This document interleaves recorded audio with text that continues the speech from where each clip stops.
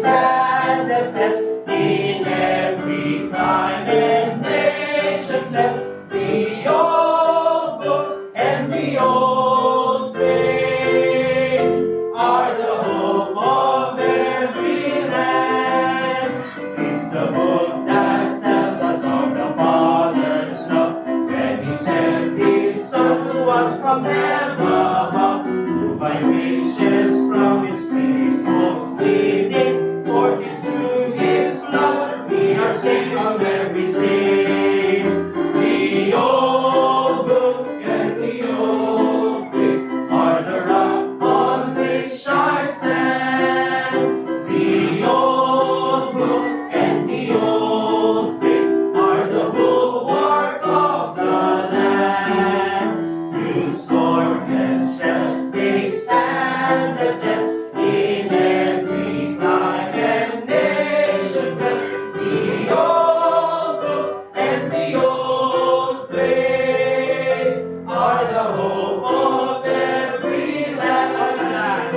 It's the book that tells us of the will of God and the Savior's teachings while the earth He trod. How He soothed sorrows and relieved its woe. Through strength is given to comfort every foe. The old book and the old faith are the rock on which I stand. The old book and the old faith are the bulwark of the land. Through storm and stress they stand the test in every clime and nation's best. The old book and the old faith are the hope of every land. Amen. Thank you, Brother RJ. So, meron tayong bagong national anthem yun. Yung dapat yung national anthem ng Pilipinas. Yung ang mamatay ng dahil sa'yo. Mamatay agad eh. Alright, unang announcement po natin, ito para hindi ko po makalimutan. Meron po tayong mga kapatid dito na of course galing po sa ibang bansa and of course galing din sa ibang lugar dito sa Pilipinas. And the reason why they're here is they're going to do soul winning. They're here for business and pleasure. Diba? So nandito sila para mangaral ng salita ng Diyos doon sa mga iba't ibang lugar na kasama natin sila sa soul winning kahapon. But also in the following weeks ahead ng January, ay magkakaroon po ng mga school preachings. And this is a great opportunity mga kapatid because the students are already there. Hindi na natin sila hahanapin pa sa mga bahay nila. They are there. The audience is waiting. Ang kailangan lang is preachers. So we need preachers na mangaral ng salita ng Diyos. So in the following weeks, the following days mga kapatid, if you are available at meron kayong oras para makasama sa mga preaching schedules natin, sabihin niyo po sa akin.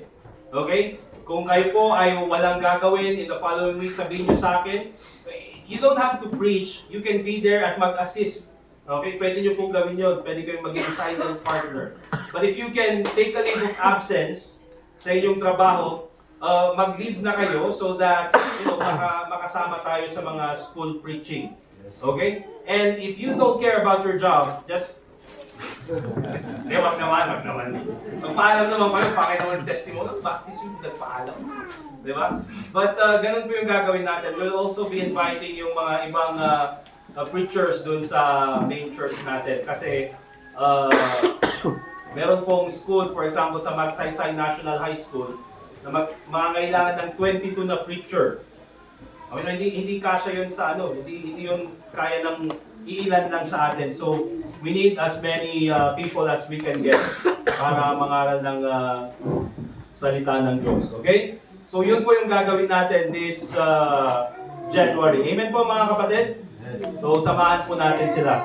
But also this time mga kapatid, we'd like to recognize also yung mga bisita natin. We have of course, kilala nyo naman si Brother James. He's the one who set up yung mga schedule kasama si Brother Dustin. Kasi po nung kami yung pumunta, hindi kami pinapansin. Pero nung si Brother James yung pumunta, yes sir. Kasi Pilipino ka lang. But we're glad na nandito siya. He helped us set yung mga schedule for the school preaching. Kasama niya din si Brother Kenton. We're glad that you're here, brother. And of course, kasama rin natin si Pastor Matthew Stockton, dun siya sa likod. Ako yung pastor sa Verity Baptist Church sa Pampanga, and then dun sa Rizal. Rizal, tama po? Andun sila sa Rizal. So, andun din po yung kanyang wife and yung mga kids. Alright, welcome po dito sa church. Meron din silang mga members na nanggaling doon. Okay, so let's fellowship with them later on, mga kapatid. Okay? So, yun po yung gagawin natin. Just make sure, mga kapatid. Ay, nandito rin si si Sister Nevi. Si, ano lang pangalan mo? Si Sister Irish. Okay, may yayaman dito. And of course, nasan si Sister Jane? Syempre, alam niyo na, maraming inaalagaan, kaya okay lang yan. Si Brother Anthony, andun din. Okay? Ay, Sister Jane, sorry. Si Abby, tsaka si Hi, Abby, Ana. We miss you very much here at church. Okay. Same Ana, same Abby.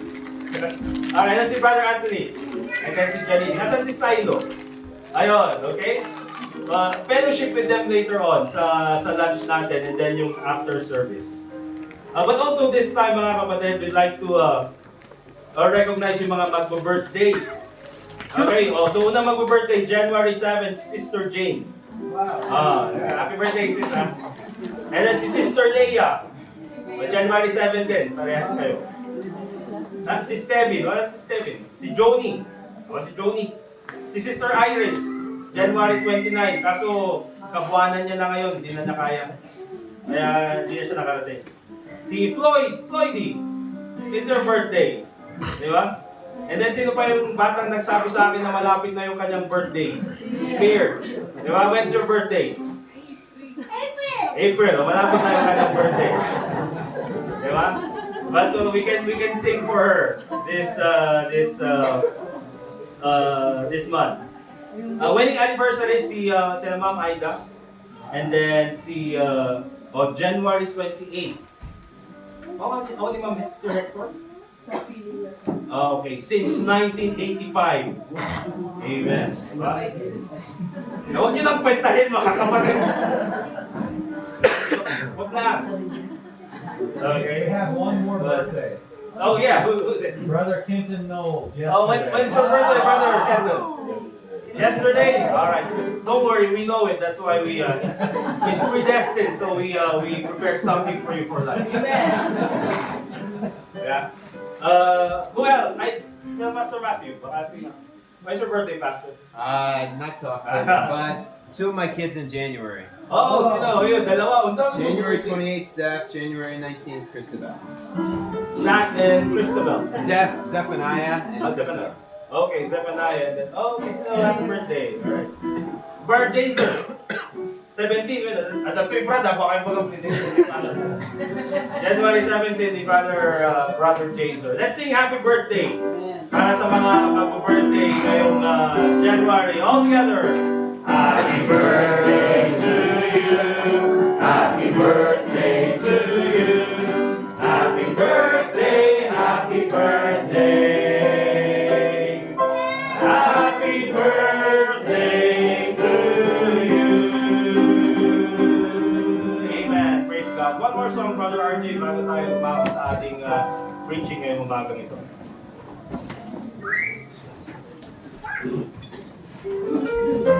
Happy birthday. Let's sing Faith is the Victory. Page 410. Page 410, Faith is the Victory.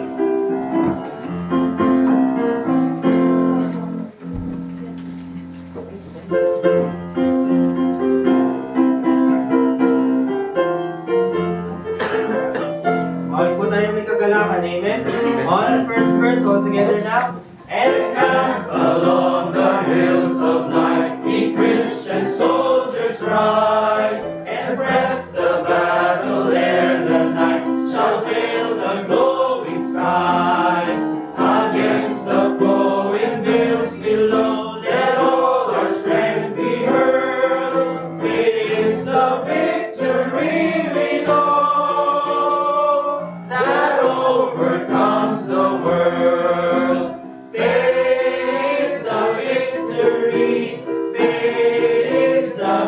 victory.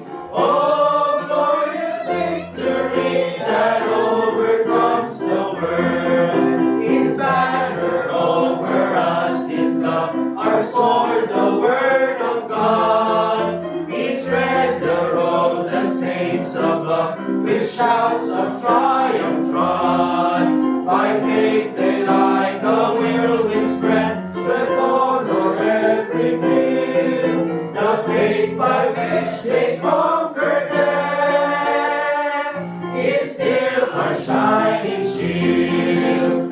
Faith is the victory. Faith is the victory. Oh, glorious victory that overcomes the world. On every hand a foe we find, drawn up in dread array. Let tents of peace be left behind, and onward to the fray. Salvation's helmet on each head, with truth all girt about. The earth shall tremble neath our tread, and echo with our shout. Faith is the victory. Faith is the victory.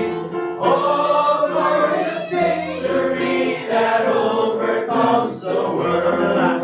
To him that overcomes the foe, white raiment shall be given. Before the angels he shall know, his name confessed in heaven. Then onward from the hills of light, our hearts will love aflame. We'll vanquish all the hosts of night in Jesus' conquering name. Faith is the victory.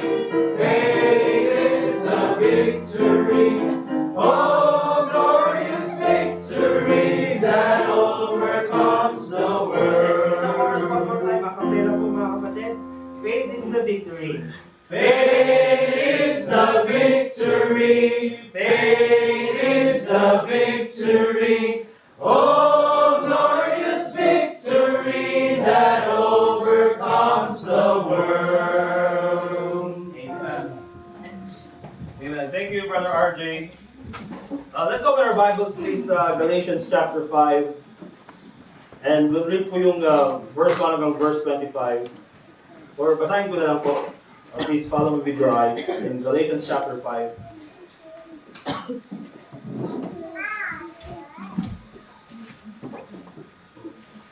Galatians chapter 5. And in verse 1 hanggang verse 26, sabi ng Bible, Stand fast therefore in the liberty wherewith Christ hath made us free, and be not entangled again with the yoke of bondage. Behold, I, Paul, say unto you, that if ye be circumcised, Christ shall profit you nothing. For I testify again to every man that is circumcised, that he is a debtor to do the whole law. Christ is become of no effect unto you. Whosoever of you are justified by the law, ye are fallen from grace. For we through the Spirit wait for the hope of righteousness by faith. For in Jesus Christ neither circumcision availeth anything, nor uncircumcision, but faith which worketh by love. Verse 7. Ye did run well, who did hinder you that ye should not obey the truth? This persuasion cometh not of him that calleth you. A little leaven leaveneth the whole lump. I have confidence in you through the Lord that ye will be none otherwise minded. But he that troubleth you shall bear his judgment, whosoever he be. And I, brethren, if I yet preach circumcision, why do I yet suffer persecution? Then is the offense of the cross ceased. I would they were even cut off which trouble you. For brethren, ye have been called unto liberty, only use not liberty for an occasion to the flesh, but by love serve one another. For all the law is fulfilled in one word, even in this, thou shalt love thy neighbor as thyself. But if ye bite and devour one another, take heed that ye be not consumed one of another. This I say then, walk in the Spirit, and ye shall not fulfill the lust of the flesh. For the flesh lusteth against the Spirit, and the Spirit against the flesh, and these are contrary the one to the other, so that ye cannot do the things that ye would. But if ye be led of the Spirit, ye are not under the law. Now the works of the flesh are manifest, which are these: adultery, fornication, uncleanness, lasciviousness, idolatry, witchcraft, hatred, variance, emulations, wrath, strife, seditions, heresies, envyings, murders, drunkenness, revelings, and such like of the which I tell you before, as I have also told you in time past, that they which do such things shall not inherit the kingdom of God. But the fruit of the Spirit is love, joy, peace, long-suffering, gentleness, goodness, faith, meekness, temperance. Against such there is no law. And they that are Christ have crucified the flesh with the affections and lusts. If we live in the Spirit, let us also walk in the Spirit. Let us not be desirous of vain glory, provoking one another, envying one another. Let's pray. Dear God, Heavenly Father, once again, we thank you for this time that we can once again read from your word and listen from your word, and once again to hear your word preached. We thank you, dear Lord, for the presence of each one. I pray, Lord, na ikaw po sana, through the Holy Spirit, ay siya po ang magturo sa amin of the things we need to learn from your word this morning. I pray that your name be glorified sa lahat po ng aming gagawin, lalong-lalo na po sa oras na ito as we listen to your word. And I pray, Lord, that you give us a humble heart and a humble spirit. And ikaw rin po, Panginoon, ang patuloy na magbigay sa akin ng kaalaman, nang sa amin po ay malipahayan po ng maayos at maliwanag ang iyong salita. Once again, Panginoon, salamat po sa iyong salita na nagbibigay sa amin ng direksyon sa aming buhay. And also pray in the Lord Jesus Christ. Amen. So, sa oras na ito, mga kapatid, we will study Galatians chapter 5. We'll focus on verse 9, where the Bible says, a little leaven leaveneth the whole lump. Okay? And we see here, mga kapatid, this is what the Apostle Paul is teaching the members of the Galatian church. Okay? Na sabi niya ganyan, when it comes to doctrine, basically, a little leaven leaveneth the whole lump. When you mix a little bit of false doctrine, kahit po sa loob ng church, it creates damage. Okay? It creates confusion sa loob ng church. Not only it creates damage, it creates confusion, but I believe it creates immorality sa loob ng church. Because I believe, mga kapatid, that the right doctrine produces the right practice. And basically, if you have the wrong doctrine, you will also have the wrong practice. Right. And so it's very important, mga kapatid, that we need to have the right doctrine inside the church. And this will be a series of lessons in our Sunday school. But I'm preaching it this morning so that we can introduce it sa bawat isa sa atin. And this is mainly focused on the churches here dito po sa Baguio City, kasi yun lang naman po yung mga kakilala ko at mga alam ko mga churches. Okay? So the preaching this morning is the doctrinal and practical damage caused by Calvinism. Okay? Amen. The doctrinal and practical damage caused by Calvinism. And again, mga kapatid, probably you're asking, bakit we're focusing again on Calvinism? I thought we're done with this. I thought, we have already established our belief system apart from Calvinism. But here's the thing, mga kapatid, many churches, again, here in Baguio City, are still claiming and holding into the doctrine of Calvinism. And the dangerous thing about this, mga kapatid, is that these churches were not started as a Calvinistic church. They were started as a King James Bible-believing Baptist church. They were started not Calvinistic. They were started soul-winning.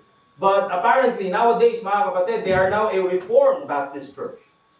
And so we ask the question, paano nangyari yan? Kasi, meron mga kakilala tayong churches dito sa Baguio City who are now a Reformed Baptist church. Their preacher is now a Reformed, mga kapatid, na preacher. Okay? And now, mga kapatid, it's basically hindi lang sa kanila, but even one of the schools that I attended before now is a Calvinistic Bible school. Hindi po yan yung Fishers of Men. Okay? And oftentimes, these, tulad ng sabi ko sa Sunday school, like I mentioned before, oftentimes these churches, they hide their false doctrine into, fancy words. Basically, some of them will use the words doctrine of grace. And here's the thing, mga kapatid, we believe in grace. We believe in the doctrines of grace. but they have a wrong teaching when it comes to doctrines of grace. Amen. Okay? And so it's very important for us, mga kapatid, to understand. Because there are doctrines, truly, mga kapatid, that changes churches.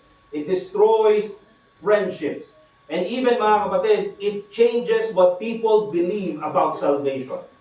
Amen. And this is very important that we need to understand and instill dito po sa ating church. Because here's the thing, mga kapatid, when a system, when a belief system, when a doctrine teaches that salvation is proven by life word, mga kapatid, that is a very dangerous thing. That's right. Okay?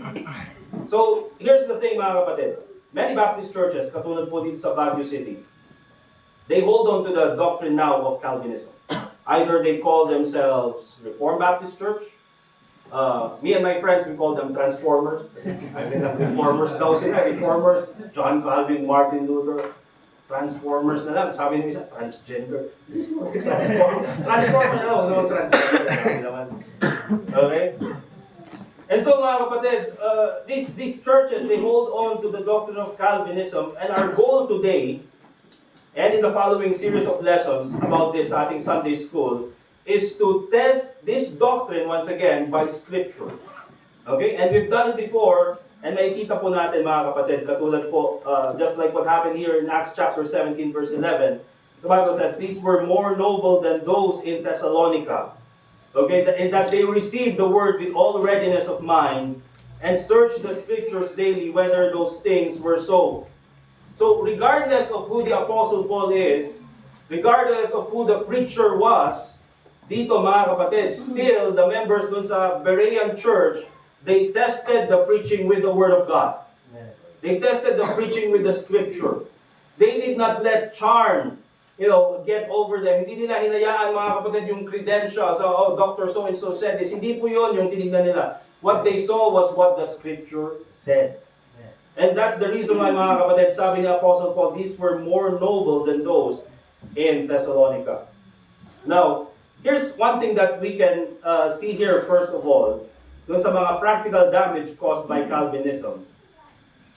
We'll go to babalikan natin mga kapatid yung, we'll go back to the definition and yung refutations natin on Calvinism later on. But Calvinism divides churches, and again, it changes their doctrine. Okay? That's the reason why mga kapatid, I mentioned a while ago doon sa ating Sunday school, di ba, that things that are different are not the same. The reason why they have to change their name from Baptist Church to Reformed Baptist Church is because they're not Baptists anymore. Right. Amen. Because things that are different are not the same. Ginamit kong example kanina. We do evangelism, we share the gospel, and we call that evangelism. We share the gospel. But there are people na sasabihin nila, oh, we have to do lifestyle evangelism. You don't have to preach the Word of God. You just need to live a Christian life, a holy life, and later on, they will come to you and ask you about their faith. Mga kapatid, I believe many of us, in many years of soul winning, no one asked us about our faith. We always went to people and tell them about our faith. Because faith cometh by hearing, and hearing by the Word of God. But yung principle there, mga kapatid, is the reason why they call it lifestyle evangelism is because it's different from evangelism. Amen. So things that are different are not the same. The reason why they call it Reformed Baptist is because it's different. Iba po yan, mga kapatid. So don't get caught up, mga kapatid, by the fancy words na ginagamit nila. Kanina we read in Ephesians chapter 4, verse 14. Diba? That by the sleight of men and cunning craftiness. They're very good in using different terms, like in doctrines of grace. Again, it's a wonderful term. It's a wonderful read of doctrines of grace. For by grace are you saved. But you need to understand, mga kapatid, clearly what they're teaching. Okay? Again, mga kapatid, things that are different are not the same. Calvinism divides churches and changes their doctrine. Basically, mga kapatid, what happens, kaya po nagkakaroon ng division talaga, mga kapatid, sa mga churches, is that of course, many of these churches, tulad na sabi ko kanina, there is no Reformed Baptist Church that was started as a mission. it was always infiltrated by a false teacher. Nagkakaroon ng division sa mga churches na yan because of their doctrine. Napapalitan ng mga kapatid. And unang-unang pinapalitan dyan, the first thing that they always change is the Bible. Okay? Kaya po many of these Reformed Baptist churches, they don't even use yung King James anymore. Right.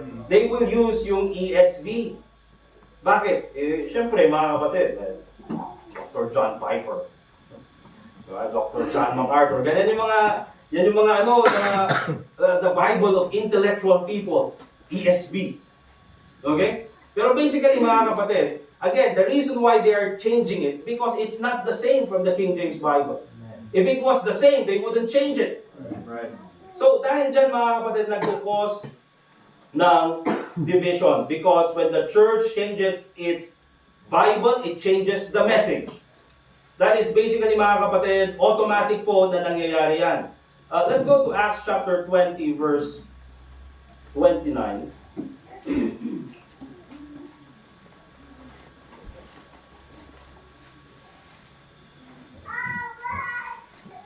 Sabi ng Bible in Acts chapter 20, verse 29. Sabi ni Apostle Paul, I know this. Alam ko ito, sabi niya ganyan, walang pag-alinlangan, I know this. Alam mo, parang sinabi niya sa Romans chapter 8, for I am persuaded. Parang parehas nito, for I know this, that after my departing shall grievous wolves enter in among you, not sparing the flock. Okay? Yan po mga kapatid, that is heresy. False doctrine coming from the outside. And so sabi ni Apostle Paul, I know this, that after me, I will go out as the shepherd. Okay? Pag-alis kong ganyan, yes, you are elders dito sa church ng Ephesus. But pag-alis kong ganyan, I know this, that there will be false teachers coming in from the outside, and they will be causing heresy.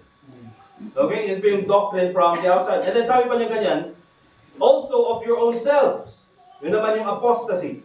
Also of your own selves shall men arise, speaking perverse things, to draw away disciples after them. You see there, mga kapatid, nandun na yung division. Okay, there will be, dito ako, sa preacher na ito, because, he has a new doctrine. Meron siyang, it's a very intellectual doctrine. Kaya, dito na lang ako, sasama sa kanya. And so, mga kapatid, this is a practical picture of what happens to a church when a false doctrine enters into the church. Katulad po nung sinabi dun sa Galatians chapter 5, verse 9, a little leaven leaveneth the whole lump. Kaya importante po mga kapatid, that not only the preacher should be knowledgeable when it comes to doctrine, but most importantly mga kapatid, the members of the church should be knowledgeable about false doctrine. At hindi lang yan mga kapatid, also the next generation of the church should be knowledgeable about false doctrine, mga kapatid. Okay? Because apparently in many of these churches, na now they are Reformed Baptist Church, when the division happens, oftentimes, it is the younger generation who sides with Calvinism. Diba? And yun yung mga older generation, diba? Yung mga older generation na alam nila, basta King James. Kasi alam, basta mali yung Calvinism. Basta mali. Diba? Pero minsan kasi hindi nila maipakita doon sa Bible, hindi nila maipakita yung proof nila. Yes, they have the right, they have the right principle, but they don't know how to show it through the scriptures. Kaya tuloy minsan, akala nila tama yung mga young people kasi daw sila yung may alam sa Bible. Okay? And so, it's very important also that the younger generation knows about these false doctrines. They are well-versed and dapat alam nila mga kapatid, the cunning craftiness that are being used by these false teachers. Okay? Ang church po mga kapatid ay katulad po yan ng isang, parang barko. Okay? Para mas maintindihan po natin, yung a little leaven at the whole lump. Kasi para po yung isang barko or kahit isang sasakyan, just like a car, that if you turn the wheel for a few degrees, probably you cannot feel immediately the effect. Okay? But if you're going through a straight road and you turn the wheel for even a few degrees, mga kapatid, later on along the way, you will be out of the road. And that is what happens, mga kapatid, when false doctrine incites the church. False doctrines, mga kapatid, church divisions, in Reformed Baptist Church, it does not happen overnight. Right. It happens through years of infiltration. Okay? Let's go back to Ephesians chapter 4, verse 14, para makita po natin. Yung ibig sabihin dito ni Apostle Paul. And what we have read a while ago.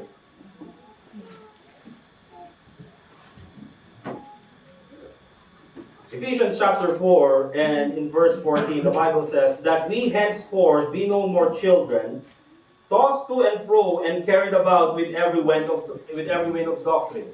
You know, the reason why, mga kapatid, a church is infiltrated or is divided because of false doctrine is because, again, the members are unlearned with the doctrine, or they are well established with the fundamentals of the faith. But also, sabi ng Bible, by the sleight of men. I mean, nandyan din talaga yung mga very matatalino din na false teachers. They know how to infiltrate the church.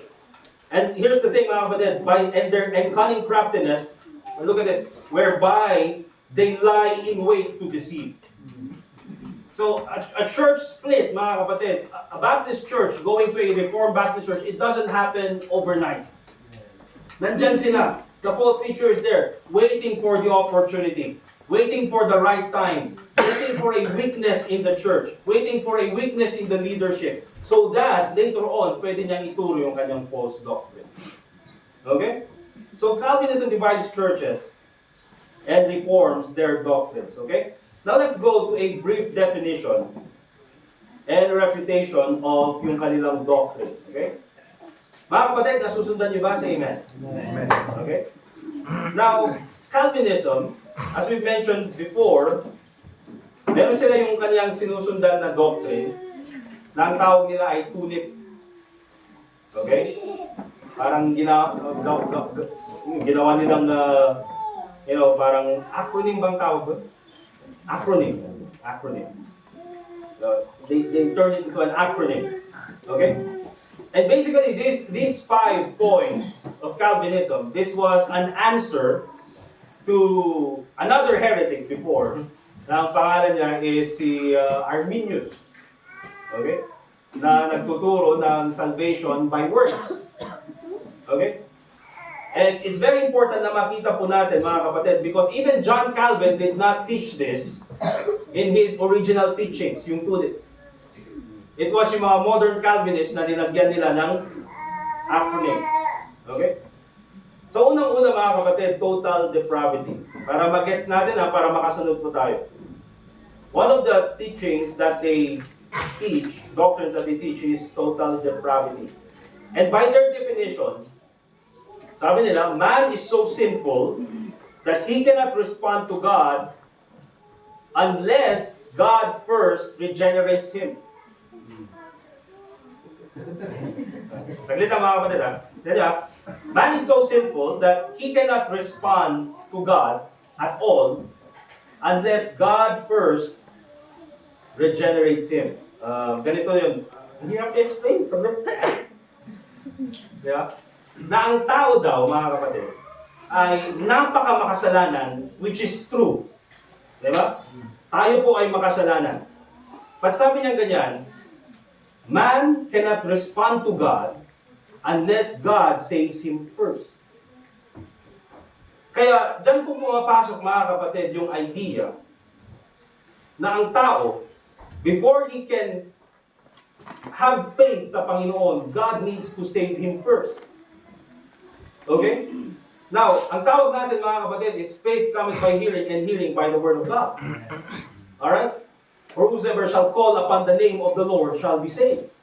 I mean, if you take a look at yung order ng salvation, there is the preaching of the Word of God, okay? And then nagtukaroon ng faith, and then yung tao na yon will call upon the name of the Lord. Right. That is how we clearly see it in Romans chapter 10. Pero yung turo nila, mga kapatid, is man cannot respond. Bakit daw? Because man is dead. A dead man cannot do anything. And ang gagamitin nilang illustration is si Lazarus, which I believe is a very weak illustration. Because sabi nila, katulad ni Lazarus, when Lazarus was dead, he cannot do anything because he's dead. But when the Lord Jesus Christ called upon him, he was alive. Nabuhay siya muli. And that is what they use, mga kapatid, as an illustration. I believe, mga kapatid, that is a weak illustration because here's the thing. If that is an illustration of salvation, Lazarus died again. Di ba? So if that's an illustration na gagamitin nila, pwede bang sabihin natin na nawawala ang salvation? So I don't think, mga kapatid, that is a good illustration. But even in the Bible, mga kapatid, we see that yes, truly man is sinful. Pero makikita po natin many examples in the Bible who already feared God na hindi pa nila nakikilala ang Panginoon. For example, mga kapatid, yung mga Egyptian midwives doon sa Egypt. And then hindi lang yan, mga kapatid, si Cornelius. Tawag ng Bible, a man that fears God. Okay? And sabi niya, mga kapatid, in Isaiah chapter 55, verse 6, 7, seek ye the Lord while he may be found. Call ye upon him while he is near. Let the wicked forsake his way, and the unrighteous man his thoughts. And let him return unto the Lord, and he will have mercy upon him and to our God, for he will abundantly pardon. Yes, mga kapatid, man is sinful, but also, mga kapatid, the reason why many people go to hell is not because they cannot respond to God, is because they are unwilling to respond. Right. Okay? So, yan po, mga kapatid, yung total depravity nila. And ito naman, again, mga kapatid, things that are different are not the same. The reason why it is different, and you don't find this in the Bible, is because, mga kapatid, they have to invent yung mga words na ito. Another one, mga kapatid, is yung kanilang unconditional election. Okay? Unconditional election. Again, mga kapatid, subukan ulit natin ito na-explain in our simple, below sea level IQ. Okay? Unconditional election. Ang turo naman nila, again, mga kapatid, is that God chose certain individuals to be saved. O, yan po yung tinatawag natin na predestination. Okay? That God chose certain individuals to be saved with no condition or response involved. And the rest, mga kapatid, if God did not choose you, sorry, God hates you. Basically, mga kapatid. Yun po yung kanilang turo. And if you're a Bible believer, and you hear this, mga kapatid, how can, ewan ko, ang hirap maintindihan, no? Nakita mo sinabi ng Bible, John 3:16, for God so loved the world that He gave His only begotten Son, that whosoever believes in Him should not perish but have everlasting life. And then yet, sasabihin nila na, may mga ibang tao pala na pinili ang Panginoon at yung ibang mga kapatid ay walang pakialam ang Panginoon sa kanila. Let's go to 1 Timothy chapter 2, verse 3 and 4. And again, mga kapatid, these are basic verses na nakita po natin before. Pero for the sake na ma-refresh tayo kung ano ito, because I know, mga kapatid, many of you have Baguio City is a very small place. Kilala natin yung mga ibang believers from Baptist churches. And the thing here is, mga kapatid, many of these people, Baptists, or even believers, who hold on to Calvinism, they are very crafty, mga kapatid, into inserting their doctrine even in our simple conversation. Kaya mga kapatid, even for me, I have friends who are Calvinists, but you cannot remain friends with them. Diba? Kahit na sayang, ang daming pinagsamahan, but because of their false doctrine, nag-uusap lang kayong ganyan, diba? And parang they would insert their doctrine. In 1 Timothy chapter 2, verse 3 and 4, the Bible says, for this is good and acceptable in the sight of God our Savior, who will have, very clear, ang sabi ng Bible, all men to be saved. Na kung pwede lang, lahat sana ay maligtas. Because here's the thing, mga kapatid, that is what a loving God would do.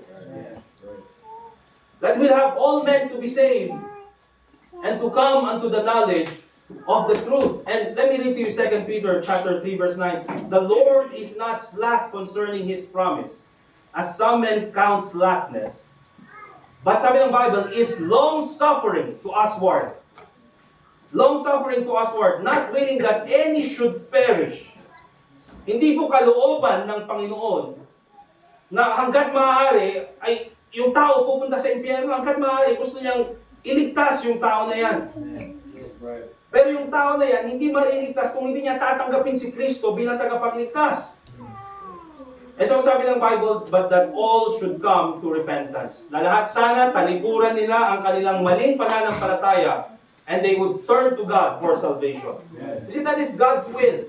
Very clear from the scriptures. But again, they have to they have to invent itong mga words na ito in order for them to prove their doctrine. Okay? And basically, that's the reason why they would use yung ESV or they would use yung NASB.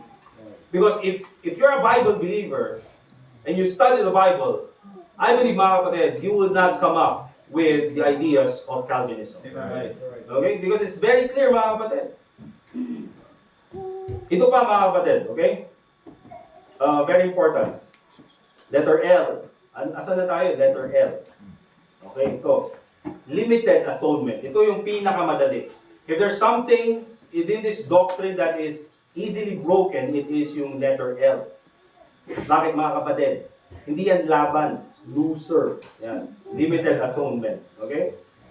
So, basically, napakasimple lang naman ng definition nila ng doctrine na ito, that Christ died only for the saved, not for all people. Nagets nyo ba? Christ died only for the saved, not for all people.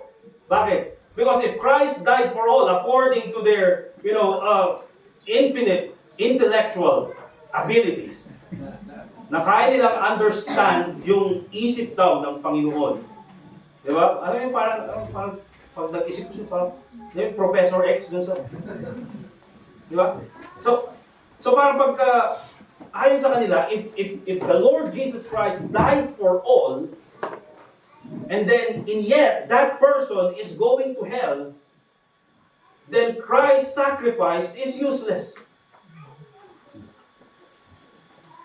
I don't know about that, mga kapatid.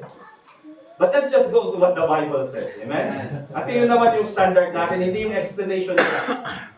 If my logic would go against their logic, mga kapatid, it would amount to nothing. But if the scriptures ang gagamitin natin, it is still yung basis ng pananampalataya natin. 1 John chapter 2, verse 2. Okay? And ito sa mga kapatid, in 1 John, para po mas maintindihan natin.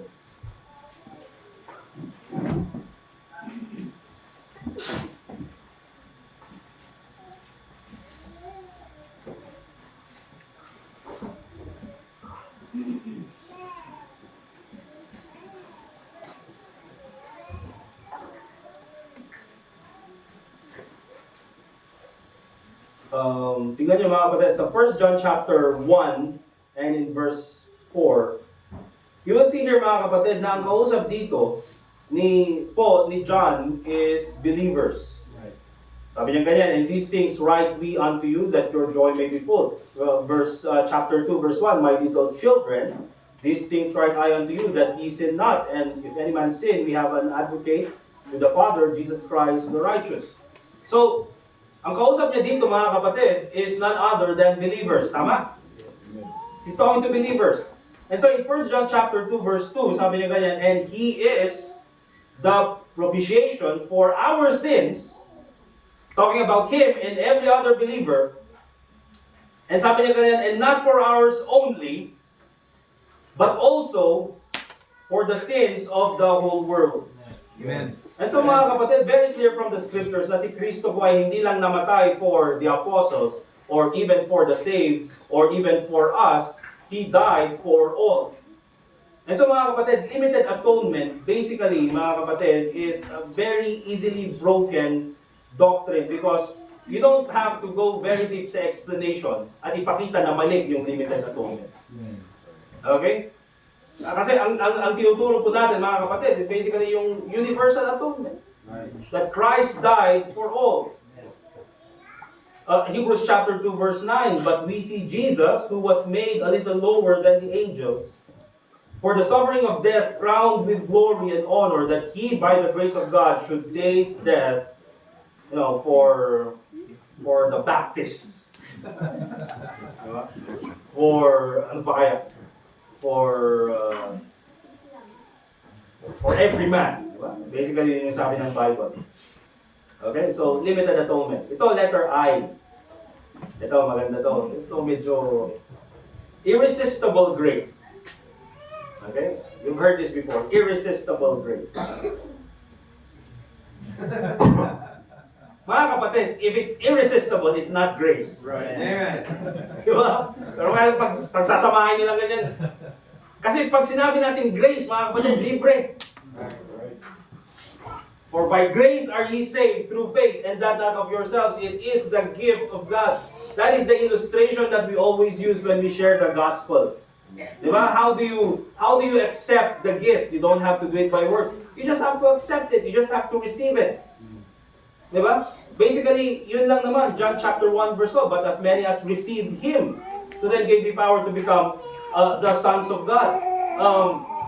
But again, mga kapatid, if it's grace, then you have the freedom to receive it. And because it's grace, you also have the freedom to refuse it. Right. Because if it's forced on you, it's not grace. Di ba? And the reason why ganito yung doctrine nila mga kapatid is behind this, and we'll go through this susunod na mga lessons natin, we cannot go through all of it in one preaching, is because they do not believe in free will. Right. Walang free will. So, mga kapatid, if you punch a Calvinist, it's predestined. Pwede mo sabihin na gano'n, mga kapatid. But of course, huwag niyo pong gagawin at huwag niyong sasabihin na it's what we learned from Icrest Baptist. Huwag po. Hindi po tayo yung office of a bishop, no striker. Alright? But then again, mga kapatid, yun po yung makikita natin, irresistible grace. And that's the reason why many Calvinists, they do not believe in irresistible grace. Diba? They call themselves Calvinists, but they do not believe in irresistible grace. Kaya meron po tayo, sometimes we hear the words, 4-point Calvinist. Diba? Or we only believe in total depravity. We only believe in unconditional election. We only believe in limited atonement. We do not believe in irresistible grace. We believe in perseverance. We only believe in the 4 points of Calvinism. Here's the thing, mga kapatid. If you believe limited atonement, you need to believe irresistible grace. Right. Diba? If you believe unconditional election, you need to believe irresistible grace. Kaya po yung tulig na yan, it's a chain. Right. Pag naging Calvinist ka, you have to believe all of it. If you don't believe one of them, you're a fake Calvinist. Right. Diba? Kaya basically mga kapatid, ganyan po yung nangyayari. Kaya po nowadays, even other churches, Baptist churches, they do not believe in tulip. They would use the words tulip. Papalitan nila yung I. Hindi na irresistible grace. Anong tawag nila? Efficacious call. Wow, diba? So nice. Efficacious call. That yes, sabi na nila, you can resist the grace of God. Pero sabi niya ganyan, but the call of God is for all men. You have to go back to limited atonement. Right. Diba? Pero yan po yung kanilang paniniwala. But going back, let's go to Acts chapter 7 verse 51. Ito, very basic again.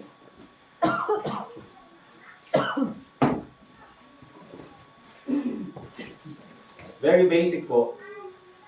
Nasabi ng Bible in Acts chapter 7 verse 51, ye stiff-necked and uncircumcised in heart. Again, mga kapatid, ang kausap po dito ni Stephen is yung mga Hudyo. Yung mga Jew, sabi niya ganyan, oh sige, you are circumcised, you claim to be of Abraham, but you are uncircumcised of heart, you are unsaved. Sabi niya ganyan. Hindi kayo ligtas. And so sabi niya ganyan, ye do always resist the Holy Ghost. As your fathers did, so do ye. Now let's go back doon sa kanilang definition of irresistible grace. When you say irresistible grace, is that God calls an elect person to salvation and you cannot resist that. But ang sabi ng Acts chapter 7 verse 51, these unsaved people, they can resist the Holy Ghost. They can resist, mga kapatid, yung Holy Spirit. And I believe, mga kapatid, grace is merely an attribute of God. Di ba? Grace is an attribute of God. But if there is someone who is most gracious, it is God, because He is the absolute of all attributes. But the Holy Spirit, mga kapatid, is God. Okay? And then yung attributes ng Panginoon na grace, sasabihin nila irresistible. But the Holy Spirit, who is God, is you can resist. So kung titingnan natin, mga kapatid, basically, makikita po natin dito that even ito pong mga stiff-necked, uncircumcised people na sabi dito sa Acts chapter 7 verse 51, they resisted the Holy Ghost. And sasabihin nila, oh well yes, because these are the people who are already have rejected the gospel many times. And yes, they rejected the gospel. They resisted the gospel. They resisted the preaching of the Lord Jesus Christ. They resisted the preaching of the disciples, even of the apostles. Even they were resisting the preaching of Stephen. And kung meron bang paraan wherein the grace of God is being spread to all men, it's through the preaching of His Word. Matthew chapter 23 verse 37. Sabi ni Jesus Christ, O Jerusalem, Jerusalem, thou that killest the prophets and stones them which are sent unto thee, how often would I have gathered thy children together, even as a hen gathereth her chickens under her wings, and then sabi ni Jesus Christ, and ye would not. Ayaw nyo, ye would not. You're the one resisting. I'm trying to gather you, sabi ni Jesus Christ, and ye would not. Alright? So, yan po mga kapatid. That's why, for many Calvinists, and one of the truly damaging practical aspects of Calvinism in many churches is that it affects soul winning. Because if you believe in irresistible grace, if you believe in unconditional election, why would you go out and preach the gospel? That's why in many Calvinists, mga kapatid, not only would they say tulip, but they have to add the letter S. Tulips. Of course, mga kapatid.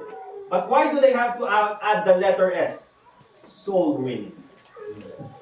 Okay? Kasi gusto nila, mga kapatid, na ipakita, soul winning din kami, You see, mga kapatid, that's the reason why sa ating Baptist distinctives, wala pong soul winning. You know why? Because you who have the gospel, you have to go out and share the gospel. Right. Automatic po yun. You don't have to put it in the distinctives of Baptist. Because alam nila that if you're a Baptist, you are going out and sharing the gospel. Pag nandun kayo sa Burnham, and even if you're going out, and may makikita kayo na person who is door knocking, of course, alam natin kapag ka person standing by the corner, by the window,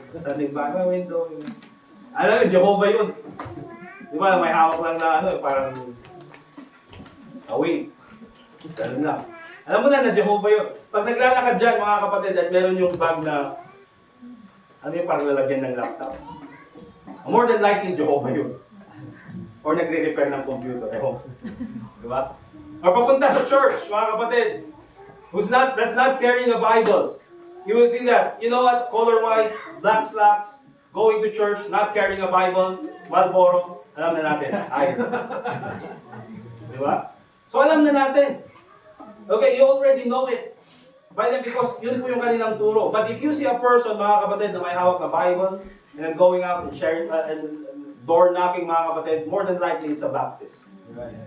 Because wala naman pong ibang nagdo-door knocking aside from Baptists. Because we're the ones who are doing yung soul winning. Okay? Pero kailangan nilang idagdag yan, 2 lips. They have to add soul winning. Doon sa kanilang doctrinal, doon sa kanilang articles of faith. Because a true Calvinist will not go soul winning. Right. Kaya nga po ang tawag nila dyan is yung hyper-Calvinists. Those are the real Calvinists. Right. And letter P, mga kapatid, this will be the focus of our lesson this day. Very short lang naman. Is yung perseverance of the saints. This is, I believe, the most damaging of all. And the definition is this. True believers will persevere in holiness until death. Until death. Those who do not persevere were never truly saved. Sound familiar, mga kapatid? Diba? Na kung ang ligtas na tao, kung ikaw ay nanampalataya kay Kristo bilang tagapagligtas, dapat pupunta ka sa church. Kung ikaw ay nanampalataya kay Kristo bilang tagapagligtas, dapat magiging holy ka, ikaw ay magiging banal. Dapat hindi ka nagagawa ng kasalanan. And so basically, yan po yung kanilang turo. But again, mga kapatid, for us, our security is not in the works of us, it's in the works of the Lord Jesus Christ. Let's go to John chapter 10, verse 28 and 29.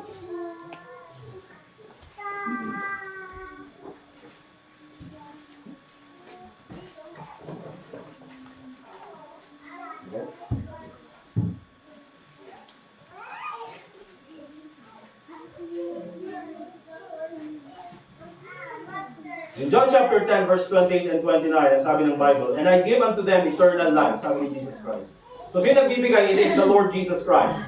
I give unto them eternal life, and never perish. Ito pa, neither shall anyone pluck them out of my hand.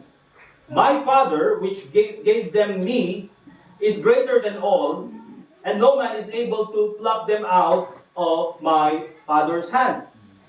So mga kapatid, ang security po natin is not in the works that we do. It's in the words that the Lord Jesus Christ said. Right. Ay sabi niya, I give unto them eternal life. So pagka ikaw ay nanampalataya kay Kristo, mga kapatid, ang sabi ng Bible, ikaw na ay may eternal life. And eternal life, mga kapatid, is your security. Eternal life is your eternal security. At kung hindi ko pa makontento, ang sabi niya, never perish. Never perish. Hindi ko alam kung naiintindihan natin yung never. But pag sinabing never, I know it's never going to happen. Di ba? Mahirap i-explain, never. Okay? Pero sabi pang ganyan, no man can pluck them out from my hands, sabi ni Kristo. At kung di ko pa makentento, no man can pluck them out of my Father's hands. Kung ano mo pahawak kay Kristo, pahawak ka sa Diyos Ama. So, that's the thing, mga kapatid. And the reason why ito po yung kanilang tinuturo, mga kapatid, is oftentimes ito yung ginagamit nila. Okay? Ito yung ginagamit nila. At sasabihin nila na, kapag ka ang tao ay hindi pa nagpatuloy sa pananampalataya, if you're a backslidden Christian, you were never truly saved in the first place. And you know what that does to a believer, mga kapatid? Na siya ay magdadoubt sa kanyang kaligtasan. Okay? Now he is not trusting in the Lord Jesus Christ. Now he needs to trust in his own works. Alright? Let's go to 1 Corinthians chapter 3, verse 1 hanggang verse 3. And may silang po na babasahin natin. 1 Corinthians chapter 3, and verse 1 hanggang verse 3. Pakibigay nga si Angel para may tumawag na. Darating yung...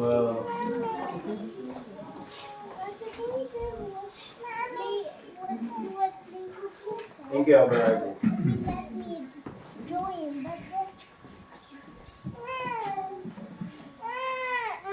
And sabi dito, mga kapatid, sabi ni Apostle Paul, and I, brethren, could not speak unto you as unto spiritual, but as unto carnal, even as unto babes in Christ. Now, ito po yung katotohanan, mga kapatid. In many churches, nowadays, there are three kinds of people inside the church. Unsaved, yes, it's possible mga kapatid that there is an unsaved person inside the church. Secondly mga kapatid, there's the saved. Okay? You trust the Lord Jesus Christ as your Savior, you are saved. Okay? But also mga kapatid, there is the carnal Christian. Okay? Na andun nga sa church or sabihin mong member sa church pero kung mabuhay parang hindi ligtas. But sabi ni Apostle Paul, brethren, hindi ko kayo makausap na matino, hindi ko kayo makausap na maayos. Bakit? Because you are carnal. You are saved but you are living in the flesh. You are saved but you are letting your flesh control your desires. You are saved mga kapatid but you are living in sin. Kaya kung makikita po natin mga kapatid, yes, truly there are backslidden Christians. Yes, they are carnal Christians. But the Apostle Paul never questioned their salvation. Amen. Amen. Ang tinuro niya mga kapatid is you are carnal, you are living in sin. He questioned their morality but never their salvation. Okay? Kaya po hindi tama sa atin mga kapatid na porket backslider nakita natin, unsaved. Mga kapatid, pag sinabihan mo yung unsaved, ay yung backslider na unsaved, talagang hindi nababalik yan sa church. Pabila, unsaved pala ako eh. O, hindi na ako babalik. Pero pag may nakita tayong backslider, mga kapatid, or even if we see a carnal Christian inside the church, anong gagawin natin mga kapatid? We admonish them, we encourage them, we rebuke them with the Word of God. But we want to teach them with the Bible. You know what mga kapatid? At one point in our life, we were also carnal. At buti na lang, there is the Word of God na nagtuturo sa atin. Buti na lang, merong preacher, mga kapatid, na umabot sa atin ng salita ng Diyos. Okay? Kaya po, in many of these Calvinistic churches, they don't teach the doctrine ng carnal Christian. Okay? If you're a backslider, you're unsaved. Okay? So basically, ganun po. And so, focusing on perseverance of the saints, we'll do it quickly. So, mag-alala mga kapatid. Perseverance of the saints and how it becomes synonymous or the same as yung repent of your sins na error ng salvation. Because yung turo ng perseverance of the saints, mga kapatid, if you are truly saved, you will continue in the faith and in holiness. If you do not, you were never saved in the first place. And yung repent of your sins naman, mga kapatid, ano yung kanilang turo? It's basically the same. Right.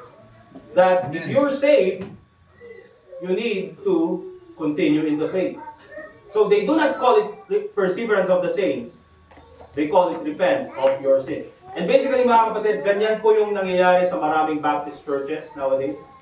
Okay? They deny Calvinism, but they embrace perseverance of the saints. Right. Okay? So yan, nakakatakot po yan. Remember mga kapatid, that the Bible roots our assurance in the Lord Jesus Christ. Hindi po yung track record natin. Because if our track record is even remotely involved, mga kapatid, nakakahiya po tayo sa harapan ng Panginoon. Okay? So yan po. Basically the same as repent of your sins. And remember this, mga kapatid. So, ano yung kailangan natin gawin? Some biblical examples that we can look at for fruit-based or proof-based assurance. Unang-una kasi, mga kapatid, what happens kapag ganyan po yung turo natin dito sa church? You know what, mga kapatid? It produces pride among the people. Right. It produces pride among the congregation.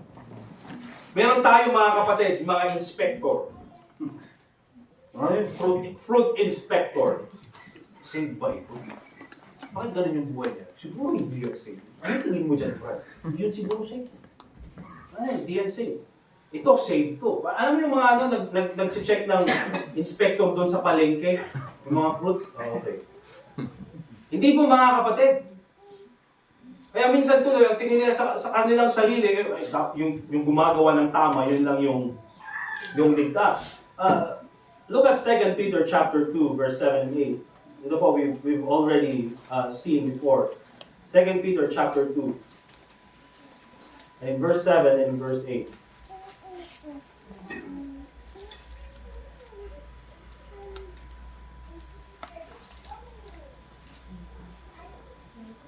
And so ang sabi dun sa verse 6, and turning the cities of Sodom and Gomorrah into ashes, condemned them with an overthrow, making them an ensample unto those that after should live ungodly.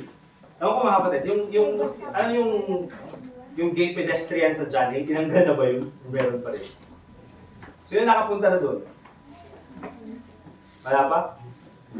Ay, talagang hindi yung pinunta na. Good. Good. So, linagay doon, di ba? And that's the reason why, mga kapatid, sinira yung Sodom and Gomorrah.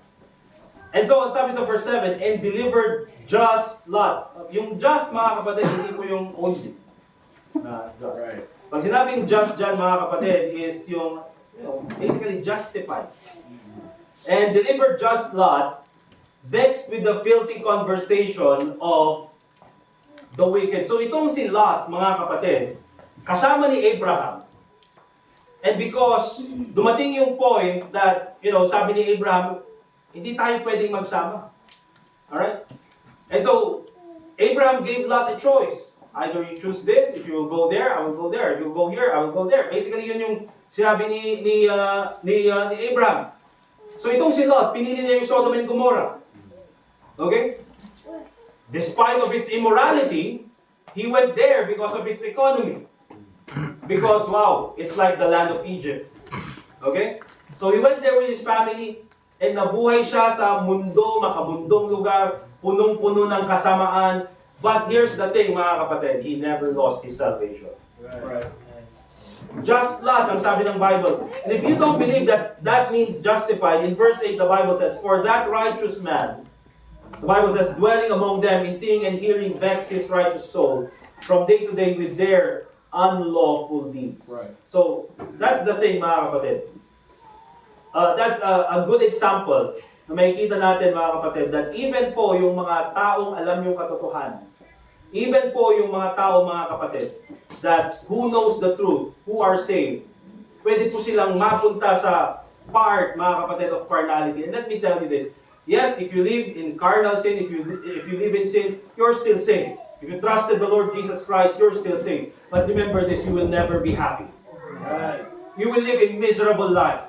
Miserable po, mga kapatid, ang buhay ng isang mananampalataya na namubuhay sa mundo. You will never be happy. You will never find purpose in your life. Ang magiging buhay mo lang in carnality, mga kapatid, is a life of misery and strife. Wherever you go, kahit pumunta ka sa ibang church, if you live in sin, you will never be happy. Right. Kaya po, ang tamang gawin ng isang ligtas, mga kapatid, ay mamuhay ayon sa kalooban ng Panginoon. And that's the dangerous thing. Let's go back to Galatians chapter 5. And we're near the end.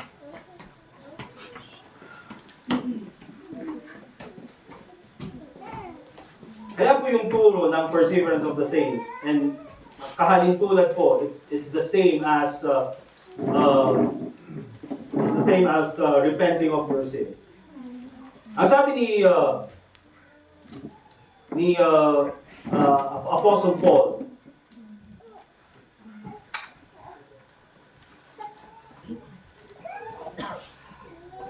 doon sa verse 1, stand fast therefore in the liberty wherewith Christ hath made us free, and be not entangled again with the yoke of bondage.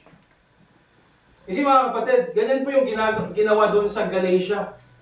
Nasabi nila, yes, we have trusted the Lord Jesus Christ, but just to be saved, we need to follow the law. Diba? Para sigurado yung ating kaligtasan. And so sabi ni Apostle Paul, iniligtas na nga kayo ng Panginoon, you are made liberty out of the law, why are you going back to the law? And so ganyan din po yung tanong sa atin, mga kapatid. Tama po na gumawa tama po na mabuhay ng banal. It is good that we live in holiness.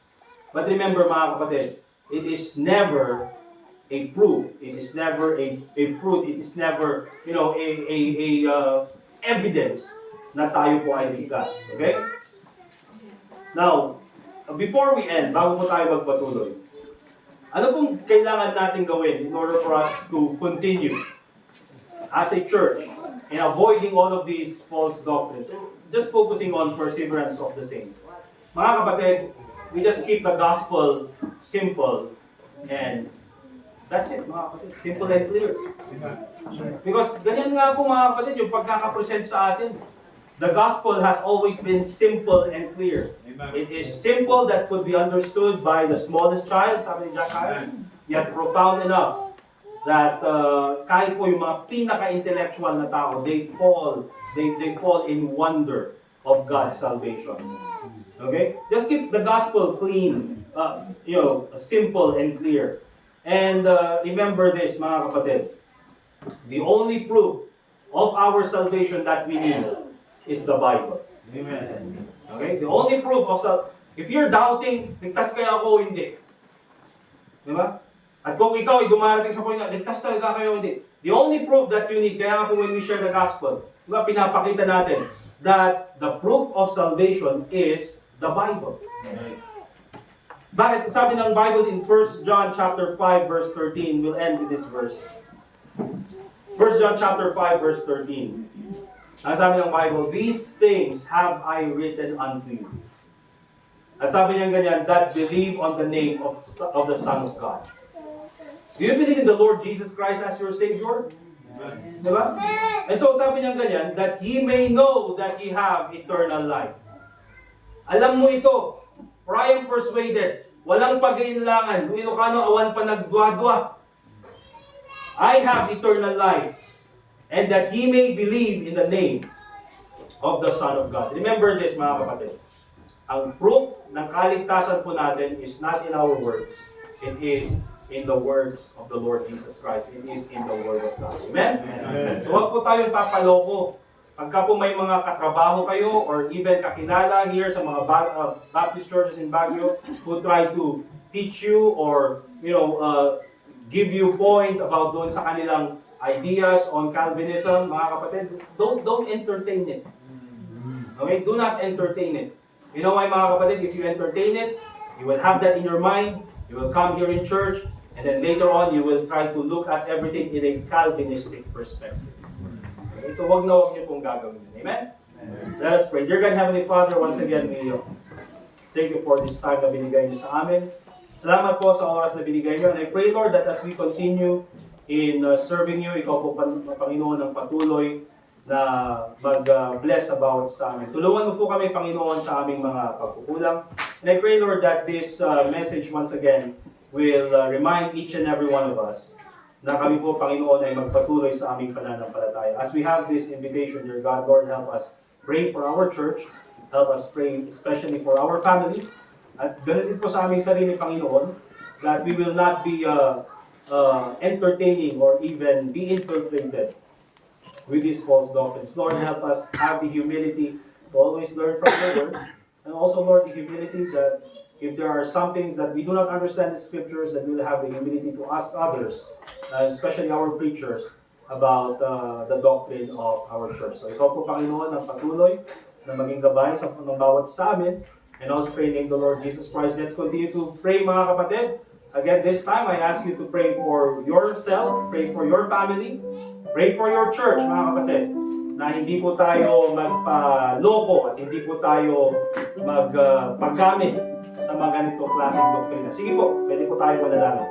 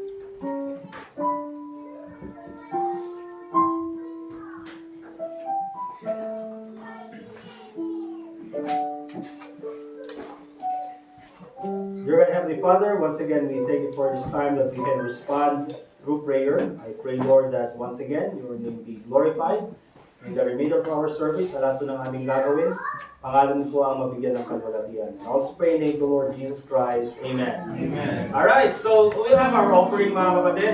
Para sa offering natin, we'll ask si Brother Larry para po sa ating offering. So let's prepare po yung mga envelopes natin, our tithes and offering.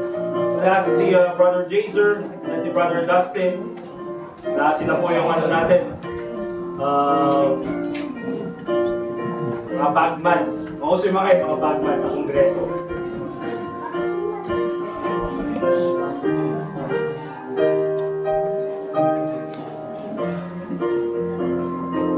Alright, let's get our songbooks muna. Kantayin natin yung song number 440, Thanks to God.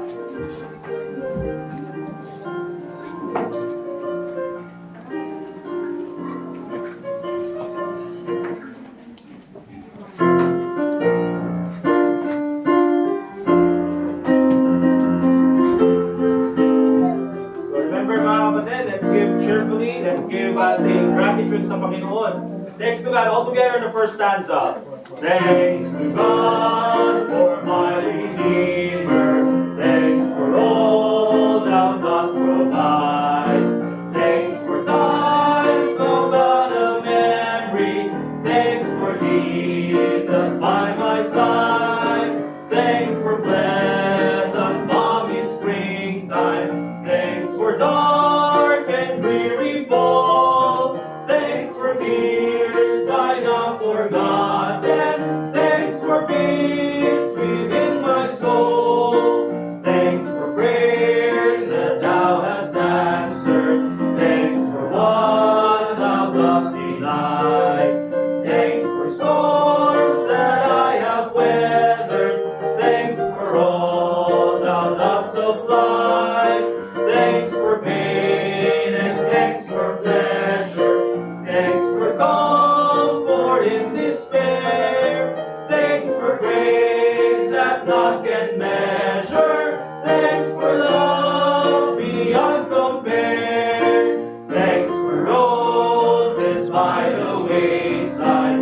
Thanks for thorns their scents contain. Thanks for home and thanks for fireside. Thanks for all the sweet refrain. Thanks for joy and thanks for sorrow. Thanks for heavenly peace within. Thanks for hope in the tomorrow. Thanks for all eternity. Amen. Brother Larry, please. Alam kayo, tumakdal tayo man.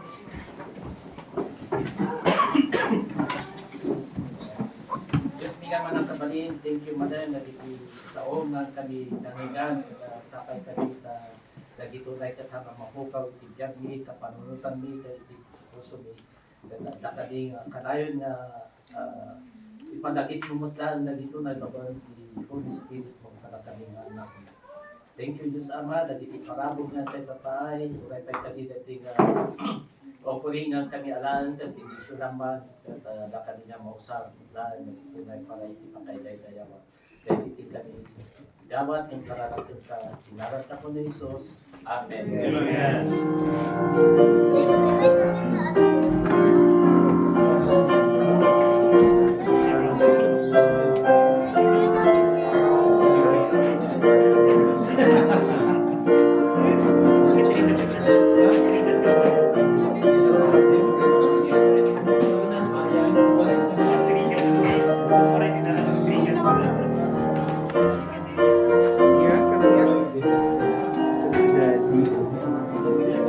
Alright, before we have our closing song and closing prayer, doon po sa mga our brethren who are from Verity and from other places, marami naman pong kainan. You have many places outside here that where you can have lunch. But many of the members have, what's that? Sorry, my English is trial period only. Wala, nag-expire na eh. Prepared food for everyone this morning. So we can fellowship. So if you want to gastos outside, it's fine. If you want to stay here with us, that's better. Okay. All right. Let's all stand up, please. We'll sing our closing song. Jesus paid it all. So hindi pa kayo maniwala, Jesus paid it all. And then for our